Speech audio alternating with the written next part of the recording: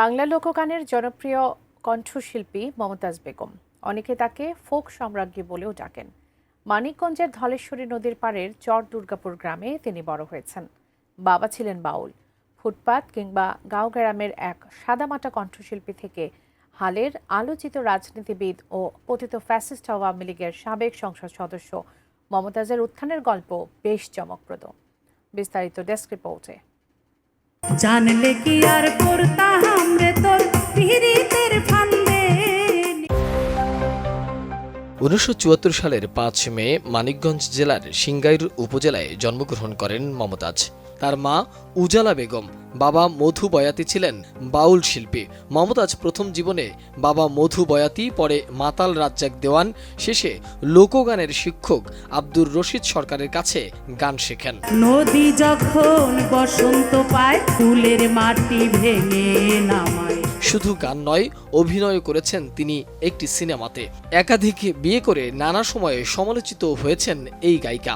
একটা সময় মূলধারার রাজনীতির সঙ্গে জড়িয়ে যান মমতাজ। জানা যায় তিনি প্রথমে বিএনপিতে যোগ দিতে চেয়েছিলেন, সেখানে সুযোগ না পেয়ে পরে আওয়ামী লীগের রাজনীতিতে যোগ দেন। এরপরই বদলে যেতে থাকে তার ভাগ্য।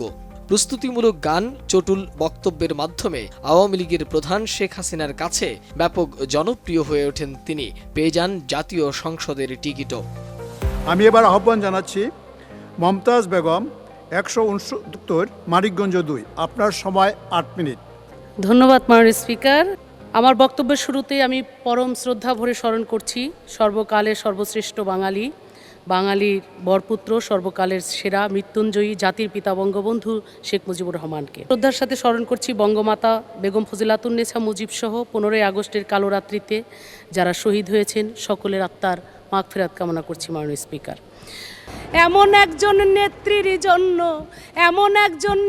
জন্য আমি দোয়া চাই। আমার নেত্রী শেখ হাসিনা তুলনা যার। 2008 সালে নবম জাতীয় সংসদের সংরক্ষিত মহিলা আসনে বাংলাদেশ আওয়ামী লীগের সংসদ সদস্য মনোনীত হন। 2018 সালে একাদশ জাতীয় সংসদ নির্বাচনে তিনি মানিকগঞ্জ 2 আসন থেকে নির্বাচিত হয়েছিলেন। তবে 2024 সালের বিতর্কিত জাতীয় সংসদ নির্বাচনে তিনি একই আসন থেকে স্বতন্ত্র প্রার্থীর কাছে হেরে যান। তারপর থেকেই ধীরে ধীরে রাজনীতি থেকে আড়ালে চলে যেতে থাকেন। গত বছরের জুলাই অগাস্টে ছাত্র জনতার অভ্যুত্থানের পর থেকে আত্মগোপনে চলে যান মমতাজ। ফেসবুকে বেশ সক্রিয় ছিলেন তিনি। প্রায় প্রতিদিনই কিছু না কিছু লিখতেন, বলতেন। 16 জুলাইয়ের পর ফেসবুক পেজেও আর তাকে পোস্ট করতে দেখা যায়নি। গত বছরের 13 অক্টোবর রাতে নিজের ভেরিফাইড ফেসবুক পেজে একটি পোস্ট করেন, আমার হাত বান্ধিবি, পা বান্ধিবি, মন বান্ধিবি কেমনে।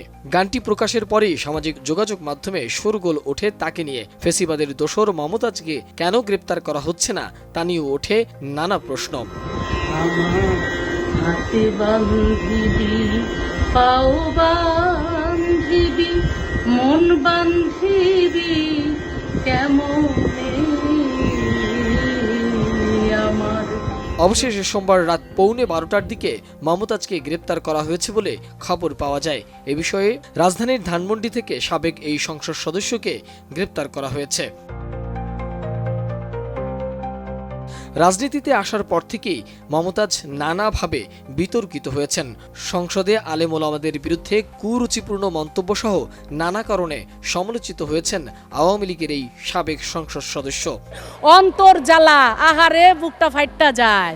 হ্যাঁ, আপনাদের বুকটা ফাইটটা যায়, কারণ আমরা যখন উন্নয়ন করি। Desk report, ATN news.